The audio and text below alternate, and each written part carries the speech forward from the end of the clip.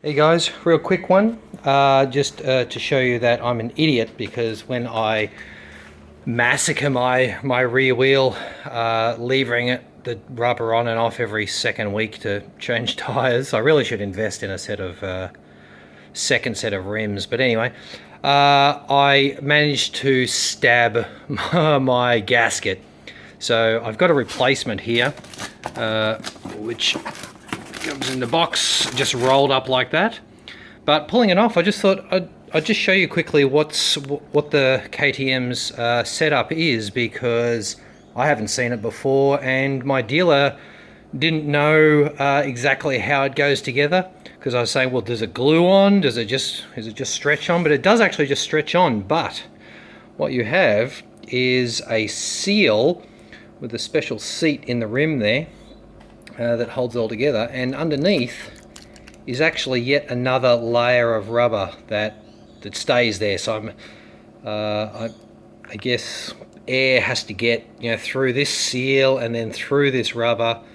Yeah. Anyway, my patch didn't seem to work completely, or maybe I've got another hole somewhere, so I'm changing this. So yeah, I just thought I'd show you what's in there. That hole, by the way, is where the tyre pressure monitor goes through. So it basically just pokes through there and has a nut on the other side, and this is a little rubber gasket in here which seals against the hole, and yeah, job done. So there you go. Just thought some people may be interested in that.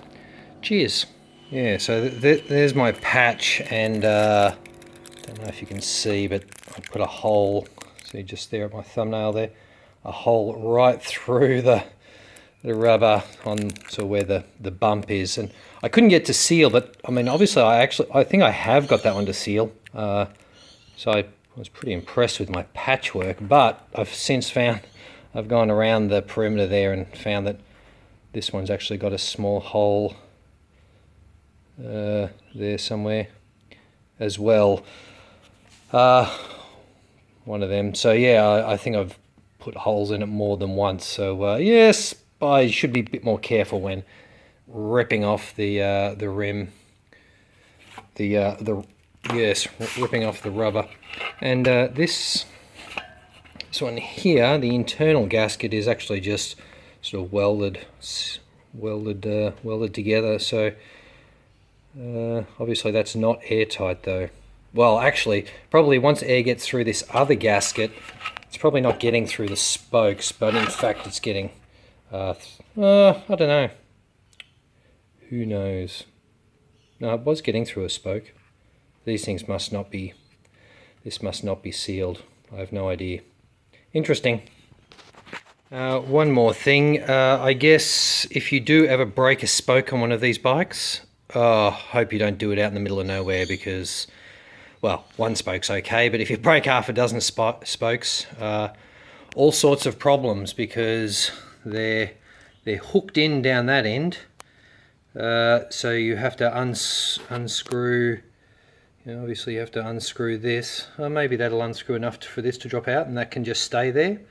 Because if you have to remove the nut, then you're ripping off this gasket, which I imagine is a pain, since it is certainly glued down. Focus. Yeah, it's got some sort of glue there, but yeah, it leaks air though, so it's interesting. See ya. Okay, I also just thought I'd say this bit is painful. So, so you've got this little rubber lip which has got to go into the channel that's in there. It's a bit hard to see.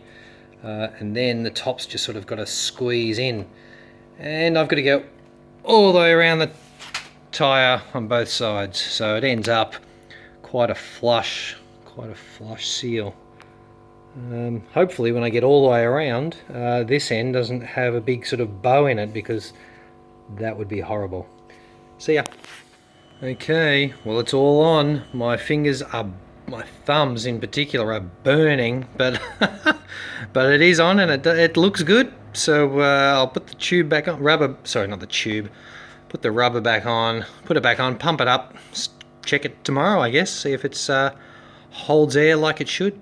Okay, it's all going back together, and I just remembered something. I've heard quite a few people say on the 1190 that they've found it extremely difficult to get the back wheel back into place to put the axle through. And I can tell you one of the possible reasons. See this little lip here?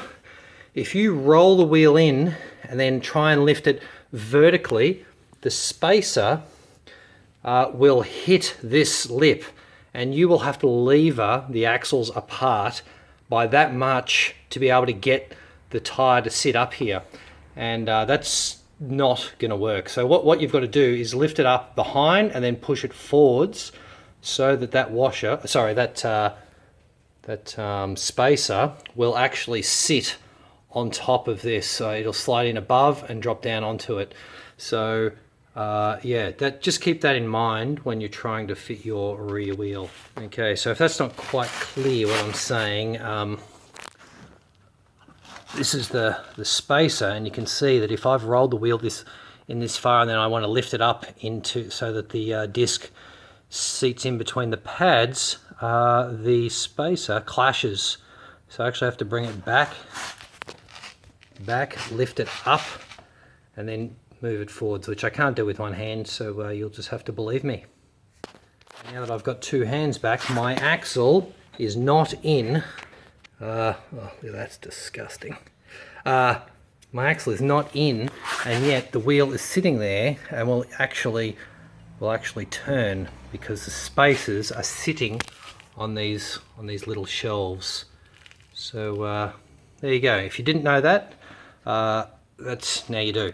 And the other thing is that the nuts, you just have to make sure you don't bash your sensor, because I read on the forums there somewhere that someone had their ABS no longer worked, and that's why they'd actually broken or dislodged somehow that sensor. So just be careful of that.